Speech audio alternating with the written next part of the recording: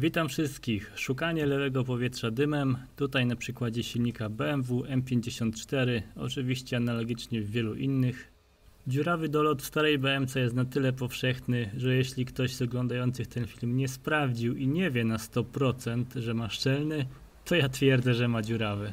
Po pierwsze, o co chodzi? Mamy dolot powietrza do silnika, tutaj w tej puszce jest filtr powietrza i tuż za nim jest przepływomierz. Poznamy po tym, że jest gdzieś na drodze powietrza do silnika. Zazwyczaj pierwsza rzecz za filtrem, która ma wtyczkę. Ten kawałek od przepływomierza i wszystko dalej aż do samych tłoków powinno być szczelne. Jeśli tutaj gdzieś będzie dziura, do silnika będzie leciało dodatkowe powietrze, zwane powszechnie lewym powietrzem. Kilka najbardziej typowych miejsc w tym silniku, gdzie są zwykle dziury.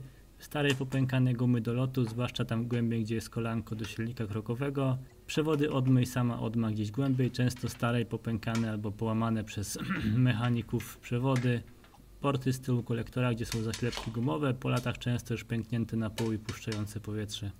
No i czasami się trafi jakieś pęknięcie, na przykład pokrywy zaworów. Każdy zna starą mądrość ludową, która mówi, że gdy pęknie guma, konsekwencje mogą być poważne. I to samo jest też tutaj, gdy te gumy do lotu są stare i popękane, mamy lewe powietrze i to się szybko objawi błędem sond lambda i czekiem na zegarach. No i wizyta u nieogarniętego mechanika zazwyczaj kończy się wymianą sond, 200 zł za sztukę plus robocizna. Za tydzień problem powraca, bo nic nie zostało naprawione. Także jak widać, czasami warto to zrobić, więc przejdźmy do praktyki. Jak widać, wyjąłem już puszkę z filtrem powietrza.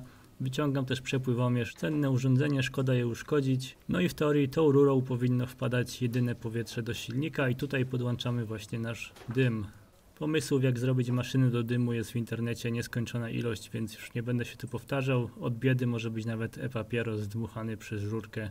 Ja tu mam już rureczkę z dymem podpiętą do mojej dymiarki. Musimy to jeszcze jakoś podłączyć i uszczelnić. Jak widać, ja tu mam zwykłą rękawiczkę, gdzie odciąłem jeden palec, okleiłem taśmą. Dzięki temu mogę swobodnie założyć to na tą rurkę do lotu i zacisnąć.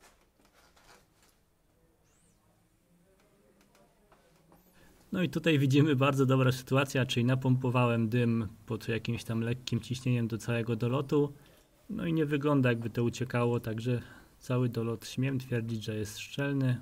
Tu jeszcze mała podpowiedź, jeżeli będzie to ciężko widać, zawsze można sobie przygasić światła i świecić latareczką, która nam się rozproszy na dymie i będzie to łatwiej dojrzeć, jeżeli coś będzie dymić. Także u mnie jest zbyt dobrze, pozwolę sobie zasymulować lewe powietrze, wyciągnąłem jedną z tych zaślepek zza kolektora. No i teraz jak widać powietrze mi tam ucieka, więc już nie trzyma się ciśnienie, które nabijam. W tych silnikach, jeżeli zrobimy ten test, no to jedno z typowych miejsc jest właśnie tutaj za kolektorem. Ja akurat wyjąłem tą dużą zaślepkę, obok jest jeszcze taka mniejsza.